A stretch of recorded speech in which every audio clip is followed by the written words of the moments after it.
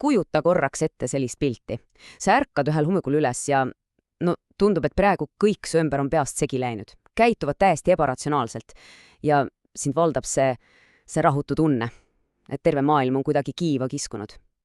Aga kuule, mis siis, kui see tunne ei valeta sulle? See on päris provokatiivne küsimus, eks ole? Aga mõtleme hetkeks sellele. Mis siis, kui see tunne, et sa ei sobi pilti, polegi märk sellest, et sinuga on midagi valesti, vaid hoopis sellest, et sa näed pealt, kuidas miski suurem on lagunemas. Just seda teemat hakkamegi täna lahti harutama. Ja siit jõuamegi asja tuumani. Tead, see pole enam lihtsalt mingi juhuslik teadmatus. Ei, rumalusest on saanud toode. See on terve tööstusharu, mis pakendab ja müüb seda meile meelelahutuse pähe. Ja võib-olla, ainult võib-olla, ka kontrollivahendina. Okei, lähme nüüd süvitsi. Kuidas selline tööstus üldse toimib? Mis on need mehhanismid, mis on teinud rumalusest nii professionaalse ja, mis see salata, ka kasumliku äri? Ja see süsteem on tegelikult geniaalselt üles ehitatud, kui järele mõelda. Võtame näiteks sotsiaalmeedia algoritmid. Need on ju loodud premeerima sisu, mis ei nõua mitte mingisugust mõttetööd. Kiired, šokeerivad klipid. Või see, kuidas teadmatusest on tehtud uus autentsus. Ja tulemus on see, et meid toidetakse pidevalt vaimse rämpstoiduga. See treenib meie aju tahtma ainult lihtsat ja kohest rahuldust, mitte sügavat mõtlemist. Ja see hoiabki meid passiivsena. Vot see on oluline küsimus, sest see aitab meil liikuda sümptomitest probleemi juurteni. Et päriselt mõista, mis toimub, peame kaevama natuke sügavamale.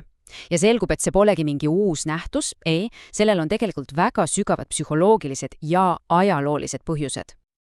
Ühe üllatavalt selge raamistiku selle kõige mõistmiseks pakkus välja majandusajalulane Carlo Cipolla ja tema teooria rumaluse seadustest. See on nii lihtne, et see on lausa šokeeriv ja samas uskumatult paljastav.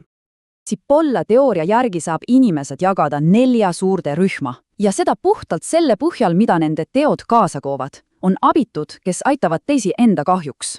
On arukad, kes loovad kasu nii endale kui teistele, siis on bandiidid, kes võtavad teistelt, et endale kasu saada, aga siis on see 4. ja Cipolla sõnul kõige ohtlikum kategooria. Ja just siin peitubki rumaluse tegelik olemus. See on puhas, täielik irratsionaalsus. Mõtle korraks, bandiidil on vähemalt mingi loogika. Ta tahab endale kasu, aga rumal inimene tekitab kahju ilma igasuguse nähtava põhjuseta. Ja just see teebki tema teod nii ettenähtamatuks ja ohtlikuks. Ja nüüd jõuame Cipolla kõige šokeerivama järelduseni.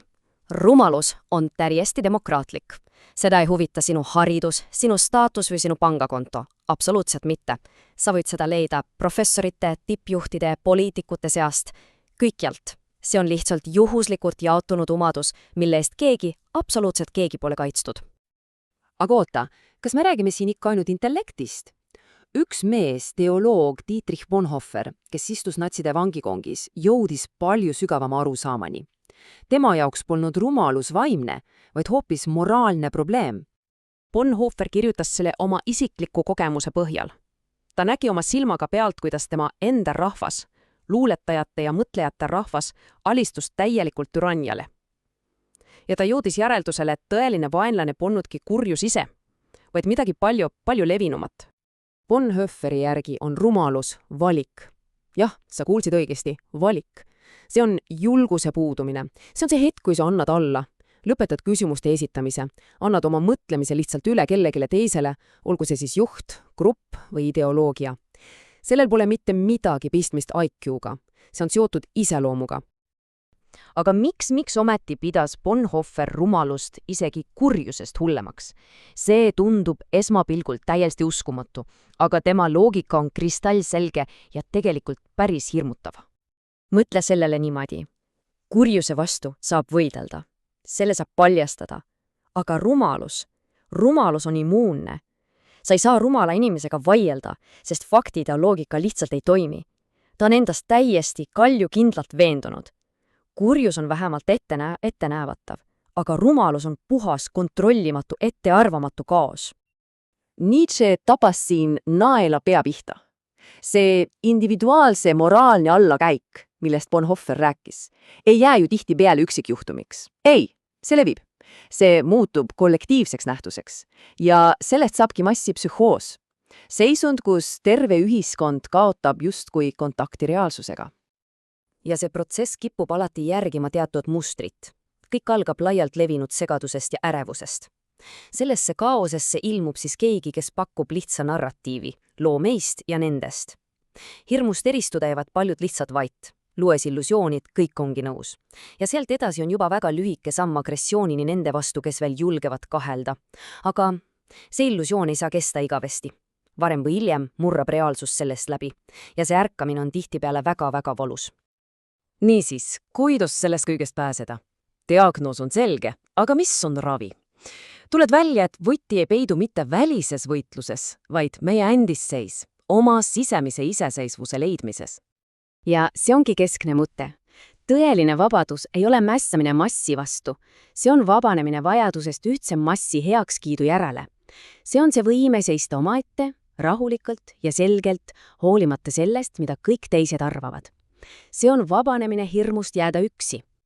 Neid samme võib vaadata kui sisemise tulemüüri ehitamist. Näiteks kõige olulisem on vist see, et sa keeldud mõtlemise lõpetamisest. Alati küsi miks. Teine oluline punkt on ümbritseda end inimestega, kes esitavad sulle väljakutseid, mitte ei loo lihtsalt kajakambrit. Lõppkokkuvõttes on sinu vaimne energia su kõige väärtuslikum vara. Sa pead seda kaitsma. Taani filosoof Søren Kierkegaard ütles selle otse ja ilustamata välja. Mass on vale. Tema mõte oli see, et tõde ei leidu kunagi grupi arvamuses. Tõde sünnib üksikisikus, kes julgeb ise mõelda, tunda. Sest hetkest, kui su enesepilt sõltub sellest, kuidas teised sind peegeldavad, oled sa nende meelevallas. Ja lõpetuseks ma jätan su selle küsimusega. Võta hetk, mõtle sellele päris ausalt. Kas su mõtted on ikka päriselt sinu omad? Või on need hoopis massimõtted, mis lihtsalt kajavad su peas? Sest just selles vastuses, just seal, peitubki sinu vabadus. Mõtle ise, jää kriitiliseks, jää vabaks.